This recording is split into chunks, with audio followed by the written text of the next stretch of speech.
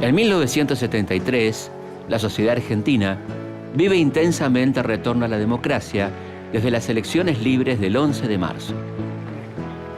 Hay un récord de publicación de libros y discos, muchos de ellos prohibidos durante la dictadura militar que se instaló en el país en 1966. Las carteleras cinematográficas causan un gran impacto, ya que exhiben películas de fuerte contenido erótico y frecuentes desnudos. Los jóvenes pueblan las calles con sus pantalones de pata de elefante, sus camisetas de batik y el pelo largo. En esas mismas calles, el pueblo se manifiesta ansioso por el regreso definitivo del general Juan Domingo Perón luego de 17 años de proscripción y persecución.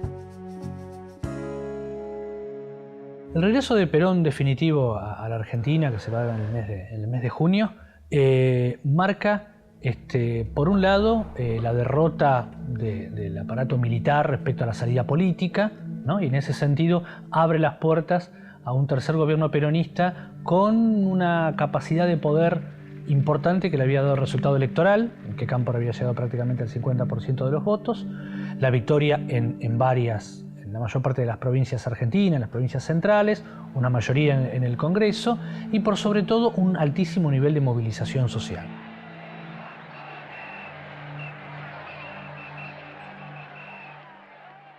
La vuelta definitiva de Perón a la Argentina ocurrió el 20 de junio de 1973. Hay que recordar que previamente había sucedido el año anterior ese primer regreso, que fue mucho más épico, que fue obviamente enfrentando a lo que quedaba de la retirada de la dictadura de Lanusse en el gobierno. En tanto, este segundo y definitivo regreso de Perón a la Argentina está enmarcado dentro del Estado, con una discusión interna muy grande sobre qué rumbo tenía que seguir ese tercer gobierno, con los sectores enfrentados de la derecha y de la izquierda peronista, para, digamos, decirlo rápidamente, y que evidentemente eran sectores irreconciliables en cuanto a sus posiciones.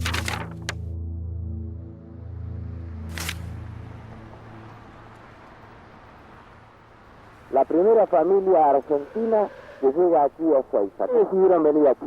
¿Cómo no vamos a venir a pegarle al general si hemos estado en todas? Hemos estado en el Cordobazo, hemos estado en el aeropuerto con el amigo Cámpora y ahora queremos estar con el general acá también. Señores, discúlpeme, ¿cómo se están vendiendo en estos momentos estas banderas? 500 pesos. ¿500 pesos se la están comprando en cantidad? No, nosotros somos revendedores, ganamos 50 pesos por bandera nada más. ¿Pero usted cuántas se está vendiendo? ¿Muchas? Y ayer vendí 180. ¿180? La temperatura, el frío, la gente sigue viniendo. Y la gente en la actualidad sigue viendo como el día de ayer. El frío esta mañana hacía 0 grados, ahora está haciendo 1 grado más o menos aproximadamente. Bueno, muchísimas gracias. La gente sigue, como vemos a ese grupo caminando, acercándose hacia la concentración a donde se ha de recibir a Juan Domingo Perón.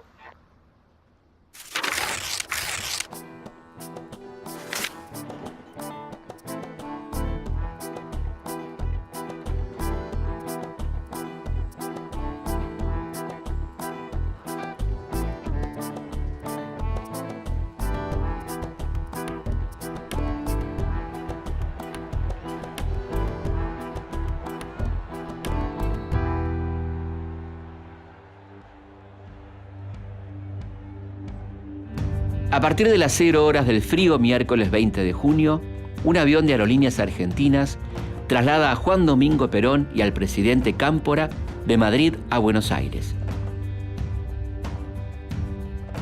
En las inmediaciones del palco oficial, que se montó en Ezeiza para recibirlos, ya se observa una gran cantidad de personas que se incrementa minuto a minuto. Grupos de jóvenes y familias, preparadas para pernoctar en el lugar, tienen la esperanza de conseguir un sitio privilegiado para ver de cerca al general Perón.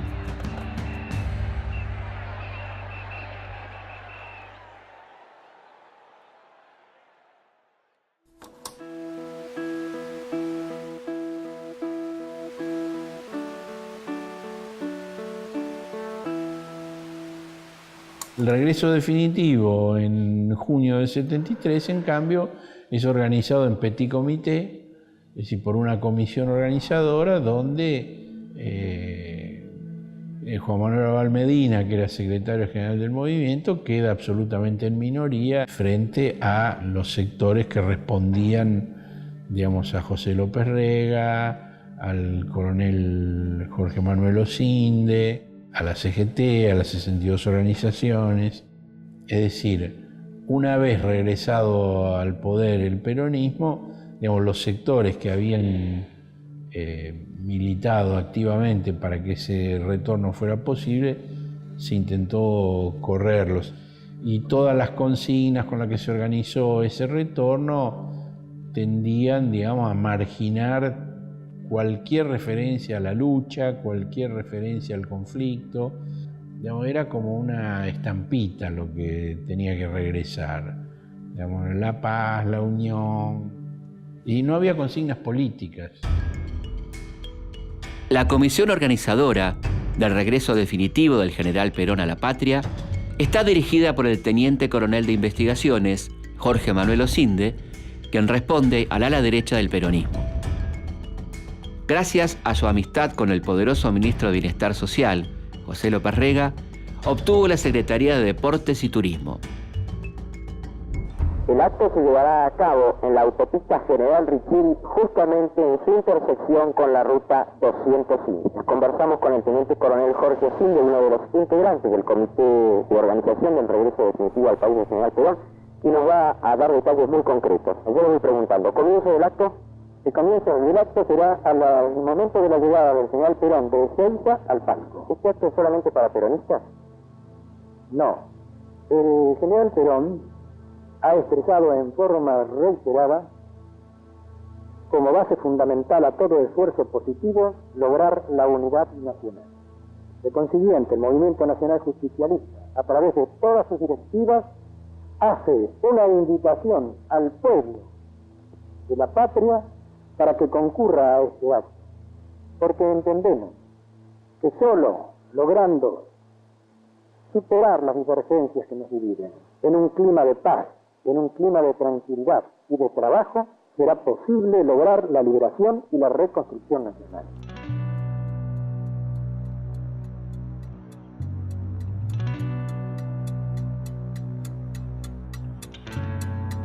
Desde las 5 de la madrugada, parten desde la ciudad de Buenos Aires trenes y ómnibus abarrotados de gente.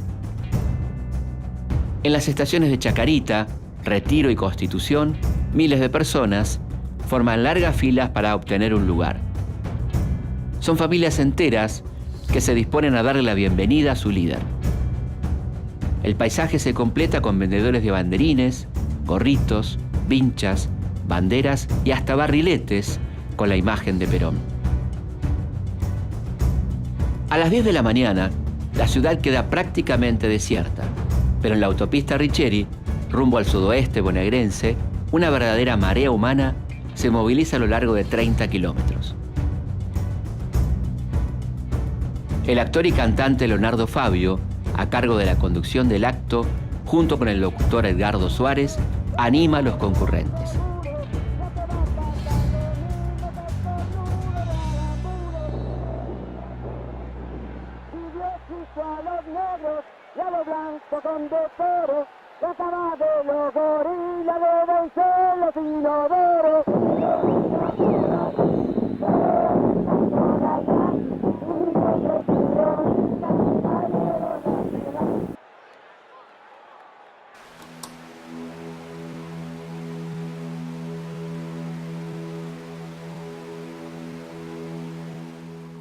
La lucha de tendencia se expresa de un modo abrumador y Rucci, que había planteado llevar 15, 20 mil personas alrededor del palco y había logrado a duras penas convocar a 4 o 5 mil, enloquece cuando ingresa a la columna norte encabezada por Montoneros, que muestra a las claras decenas de miles. Los cálculos de esa época hablaban de 180, 200 mil personas. Esto no quiere decir que las 200.000 personas eran montoneras, no. Quiere decir que los montoneros eran capaces de encuadrar políticamente 200.000 personas en una columna, cosa que Rucci no podía hacer en 3 vidas. Entonces, el planteo era muy claro sobre quién hegemonizaba qué. Montoneros, la tendencia se había propuesto como objetivo ocupar los 300 metros del palco, digamos, ¿no? Desde el palco 300 metros hacia los costados y hacia atrás, ocupar para que Perón pudiera ver esa capacidad de movilización que tenía la tendencia. La derecha peronista, digamos, conducida por López Rega, había apostado francotiradores en los árboles cercanos al palco, y en el mismo palco había gente armada, ¿no? Armada con armas, digamos, suele decirse de grueso calibre, digamos, armas importantes.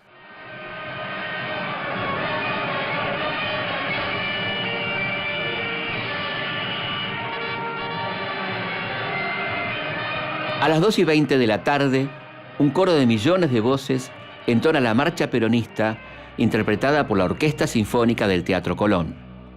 Enormes columnas de la llamada tendencia revolucionaria intentan acercarse a las proximidades del escenario, firmemente custodiado.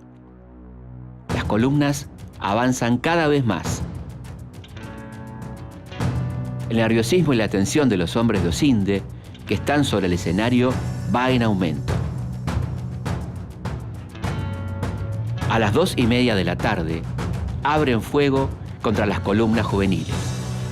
El desbande del público y el temor se adueñan del lugar. Hacia las 3 de la tarde, lo que se esperaba como una fiesta popular comienza a convertirse en una terrible tragedia.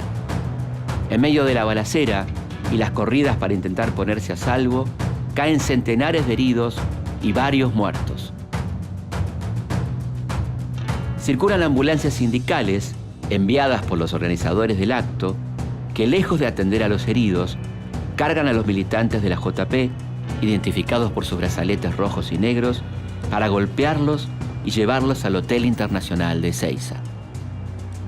Allí son salvajemente torturados en 2 habitaciones por integrantes del Comando de Organización, una agrupación de la ultraderecha peronista muy ligada al ministro López Rega.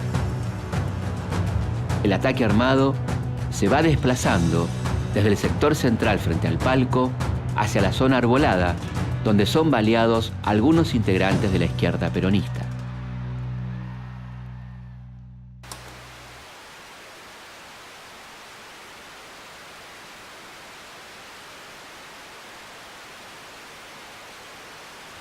Una columna, la columna sur, que proviene con militantes de la zona sur de Gran Buenos Aires, ingresa por detrás del palco y forma una especie de semicírculo.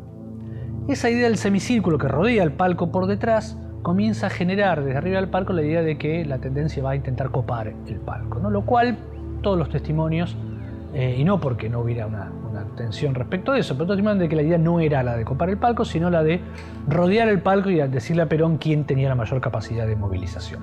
A partir de eso comienzan los primeros disparos desde el palco hacia la multitud más cercana, y a partir de estos disparos, por eso decía lo de la confusión, comienzan los disparos desde los árboles, creyendo que los que están en el palco ya son de la tendencia, cuando en realidad el conjunto eran miembros de las fuerzas de Osinde y del CDO de Brito Lima, que estaban controlando el acto.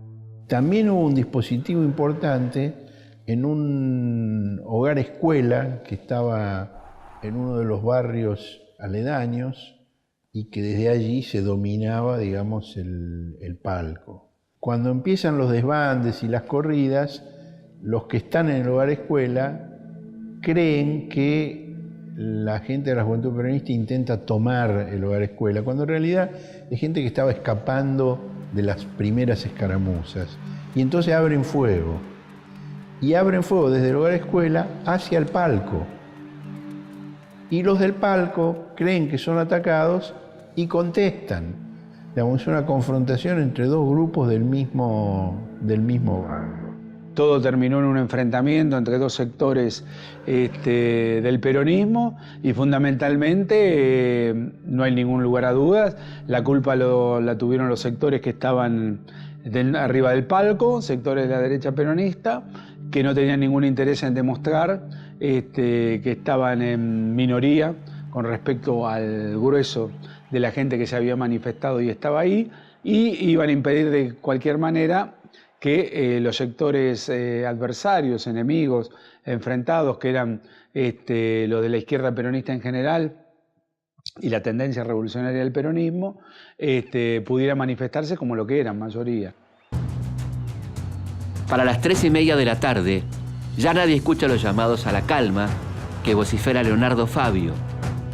En los alrededores del palco se producen verdaderas estampidas humanas que provocan numerosas contusiones y heridas a quienes caen. Muchos son atropellados por los que corren.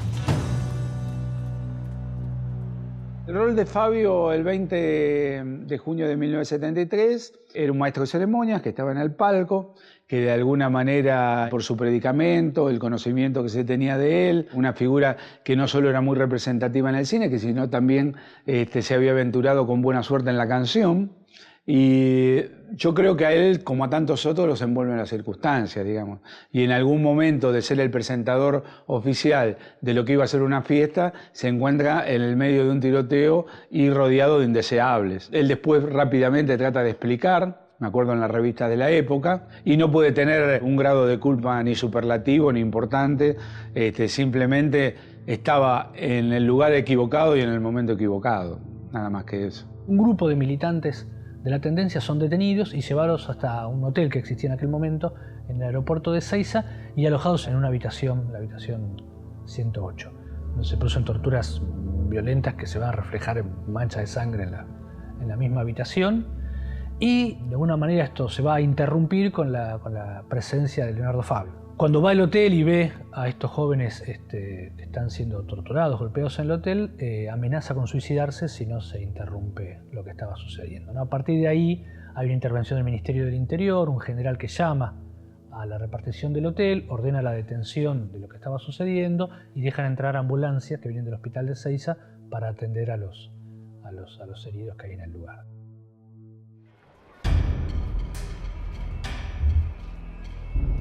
A las 4 de la tarde, el vicepresidente Vicente Solano Lima puede establecer contacto con el avión de Aerolíneas Argentinas y transmitirle al presidente Cámpora la gravedad de los hechos de Ezeiza. Pocos minutos después, Cámpora le responde que han decidido aterrizar en la base aérea de Morón, al oeste del Gran Buenos Aires.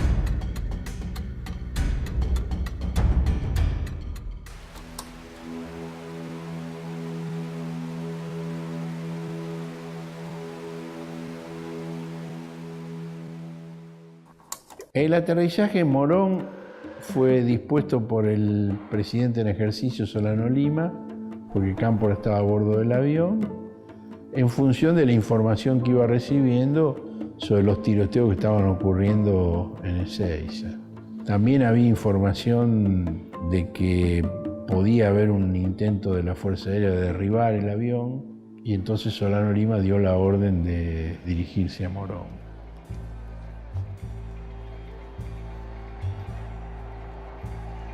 A las 5:10, Perón pisa suelo argentino. La recepción es infinitamente más fría que la programada. Lo aguardan algunos funcionarios que le informan brevemente lo sucedido y lo acompañan a una de las salas de la base que se ha improvisado para la ocasión.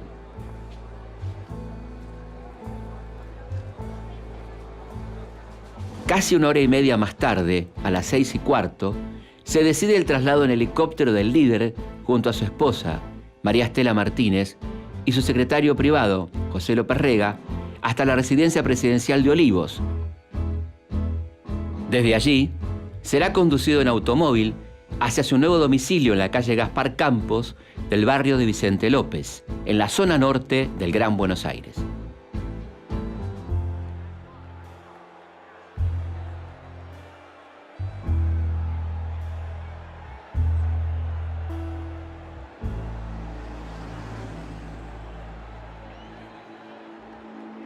Es una noche amarga, es una noche muy larga, donde mucha gente vuelve caminando, porque tampoco puede reencontrarse con los micros, digamos, dado la dispersión. Vuelve caminando hasta el centro, los que eran de Buenos Aires o los que tenían que viajar, y es una noche de incertidumbre, ¿no? Entonces, en ese sentido, para una movilización popular de esas características, de esa magnitud, la desazón es también de esa magnitud, es de ese tamaño, digamos, ¿no? ¿A quiénes culpan ustedes o quiénes creen ustedes que son los responsables de los incidentes que ocurrieron en el palco donde se iba a realizar el acto central y perdieron la vida, entre otros, este militante de la Juventud Peronista?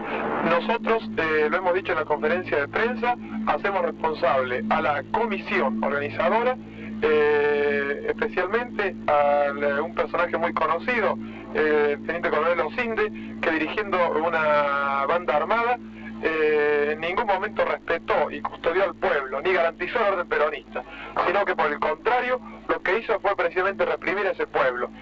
Ezeiza fue realmente el punto inicial del fin del tercer gobierno peronista, eso no hay ninguna duda, porque esa división que se materializó en ese hecho violento, después se repitió, corregido y aumentado, en diferentes momentos de ese tercer gobierno, y fundamentalmente ya nada fue igual. Perón, digamos, forzó un discurso, buscó un culpable que realmente no lo era, y de alguna manera eso también, más allá de que obviamente siguió siendo Perón para la gran masa del pueblo argentino, entre los que yo me incluyo, ya no fue exactamente lo mismo, y su discurso trató de acomodar a su conveniencia, digamos, lo que realmente no había ocurrido.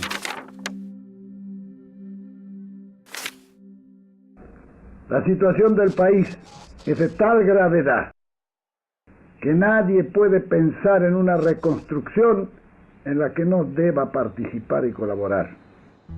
Este problema, como ya lo he dicho muchas veces, o lo arreglamos entre todos los argentinos o no lo arregla nadie. Por eso deseo hacer un llamado a todos, a fin y al cabo hermanos, para que comencemos a ponernos de acuerdo. Es preciso volver a lo que en su hora fue el apotegma de nuestra creación, de casa al trabajo y del trabajo a casa, porque solo el trabajo podrá redimirnos de los desatinos pasados.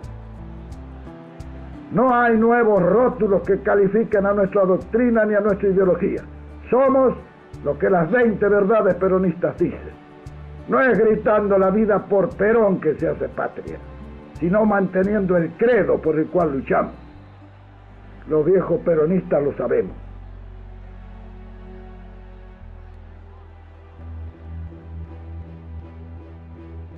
La jornada, que se conocerá como la masacre de Ezeiza, marcará un antes y un después en la historia del peronismo.